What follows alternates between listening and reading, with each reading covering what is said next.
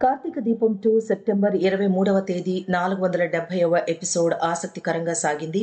దీపపై కార్తీక్ బాబు fire అవుతాడు. చెయ్యని తప్పును నీపై ఎలా వేసుకుంటావు అని మండిపడతాడు.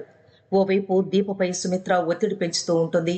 దశరథ ఒంట్లో బుల్లెట్ ను కావాలని దించింది దీపే అనే నిజాన్ని అందరి ముందు ఒప్పుకోవాలని సుమిత్ర అంటుంది.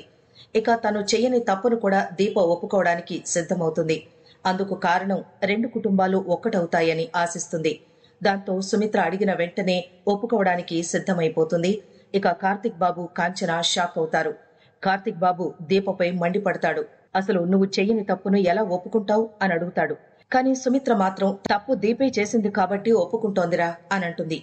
దీప తప్పు ఒప్పుకుంటేనే ఈ రెండు కుటుంబాలు కలుస్తాయని, ముఖ్యంగా దీపను నేను క్షమిస్తానని అంటుంది సుమిత్ర. ఎందుకంటే దీపను క్షమిస్తేనే నా భర్త దశరథ నాతో మాట్లాడతానన్నాడు.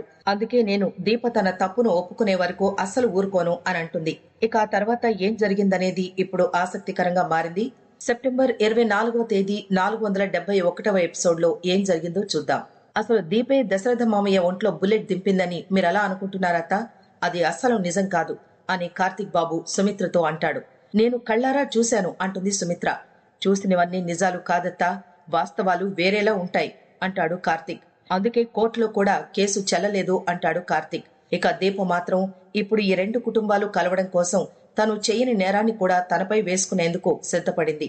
అసలది ఏమాత్రం జీర్ణించుకోలేని విషయం. దీపకు ఎలాంటి పాపం తెలీదు. తను ఏమైపోయినా పర్లేదు, ఈ రెండు కుటుంబాలు సంతోషంగా కలిసిమెలిసి ఉండాలని కోరుకుంటోంది. అందుకే చెయ్యని తప్పును ఒప్పుకునేందుకు సిద్ధమవుతోంది. కానీ అది ఏమాత్రం నిజం కాదు. ఈ విషయం అందరూ గమనించాలి. దీప ఒప్పుకున్నా నేను మాత్రం నా భార్య తప్పు చేసిందంటే అస్సలు ఒప్పుకోను అంటాడు కార్తీక్. దీప తప్పు చేయలేదు కాబట్టే కోర్టులో కూడా కేసు నిలవలేదు. స్వయంగా జడ్జినే దీప పట్టుకున్న తుపాకీ నుంచి బుల్లెట్ రాలేదని, దశరథ మావయ్య ఒంట్లో దిగిన బుల్లెట్ తో మ్యాచ్ అవడం లేదని కోర్టు స్పష్టం చేసింది. అలాంటప్పుడు దీపే దశరథ మావయ్యను షూట్ చేసిందని ఎలా అంటావత్తా అని కార్తీక్ ప్రశ్నిస్తాడు. అసలు దీప చేతిలో ఉన్న గన్ నుంచి బుల్లెట్ ను ఎవరు దాచిపెట్టారనే దానిపై ఇంకా కోర్టులో విచారణ జరుగుతూనే ఉన్న సంగతి తెలిసిందే. మున్ముందు అసలు బుల్లెట్ ఎలా మాయమైందనేది తెలుస్తుంది అని అంటాడు కార్తీక్. నువ్వు నీ భార్యను కాపాడుకునేందుకు సాక్ష్యాలు కూడా కొనేసుంటావురా అని సుమిత్ర తిరిగి కార్తీక్ బాబుపై నింద మోపుతుంది. అప్పటికి కూడా కార్తీక్ బాబు నేనెలాంటి సాక్ష్యాలు కొనలేదు, స్వయంగా జరిగిన విషయాన్ని కోర్టు నిర్ధారించింది అని అంటాడు. ఇక శ్రీధర్ స్పందిస్తూ స్వయంగా దీపే తప్పు చేశానని ఇప్పుడు ఒప్పుకుంటోంది కదరా, ఎందుకు అడ్డుకుంటున్నావు అని అంటాడు. దాంతో కార్తీక్ ఫైర్ అవుతాడు. దీప చేతిలో ఉన్న గన్ నుంచి బుల్లెట్ రావడం చూసావా?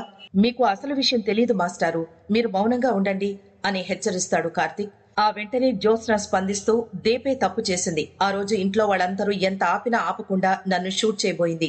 అది మిస్ అయ్యి మా నాన్న దశరథ ఒంట్లోకి బుల్లెట్ దిగింది. ఇదంతా నిజం కాదా బావా? దీప కాల్చడం నిజమే కదా అని జ్యోత్స్న అంటుంది. దాంతో కార్తీక్ మరింత ఫైర్ అవుతాడు. అసలు తప్పులన్నీ మీ వైపు పెట్టుకుని నిందలు దీప పైన వేస్తున్నారా అని కార్తీక్ ప్రశ్నిస్తాడు. దాంతో జ్యోత్స్న సైలెంట్ అవుతుంది. కానీ సుమిత్ర స్పందిస్తూ అవునరా, మేం తప్పు చేశాం కాబట్టే క్షమాపణలు కోరాం, సరిదిద్దుకుంటున్నాం. జ్యోత్స్న చెంప పగలగొట్టి కూడా నువ్వు చేసింది తప్పు అని చెప్పాను, కానీ మీరు మాత్రం మీ తప్పుల్ని అస్సలు ఒప్పుకోవడం లేదు అని కార్తీక్ తో అంటుంది సుమిత్ర. చెయ్యని తప్పును ఒప్పుకునే ప్రసక్తే లేదు అంటాడు కార్తీక్. మరోవైపు దశరథ్ కూడా కార్తీక్ బాబు మాటలే నమ్ముతున్నాను అని అంటాడు. దాంతో సుమిత్ర మండిపడిపోతుంది. దీప చేసిన తప్పులన్నీ ఒప్పుకుంటేనే నేను క్షమిస్తాను, అప్పటి వరకు నేను క్షమించను. ఇక మీరు కూడా ఈ ఇంట్లో నుంచి వెంటనే వెళ్లిపోండి అని అంటుంది. దాంతో కార్తీక్ వెంటనే కాంచన దీపను తీసుకుని ఇంటికి వెళ్లిపోతాడు. దీప ఇంటికెళ్లిన తర్వాత వెక్కి వెక్కి ఏడుస్తూ ఉంటుంది. దాంతో కార్తీక్ బాబు ఏడవద్దని అంటాడు. ఇదే సమయంలో శ్రీధర్ వచ్చి మంచి అవకాశాన్ని పాడు చేశావు అని కార్తీక్ పై మండిపడతాడు. దీప నిజం ఒప్పుకోవడం వల్ల రెండు కుటుంబాలు కలిసిపోయే అవకాశం వచ్చింది, కానీ నువ్వు దాన్ని పాడు చేశావు అని అంటాడు. దాంతో కార్తీక్ స్పందిస్తూ ఇప్పుడు దీప ఏదో ఈ రెండు కుటుంబాలు కలవాలని చెయ్యని నేరం తనపై వేసుకుంటే రేపు శిక్ష తనకే పడుతుంది. సుమిత్రత వదిలేసిన పారు, జ్యోత్స్నలు మాత్రం దీపే తప్పు చేసిందని స్వయంగా ఒప్పుకుందని కోర్టుకు తెలియజేసే ప్రయత్నం చేస్తారు.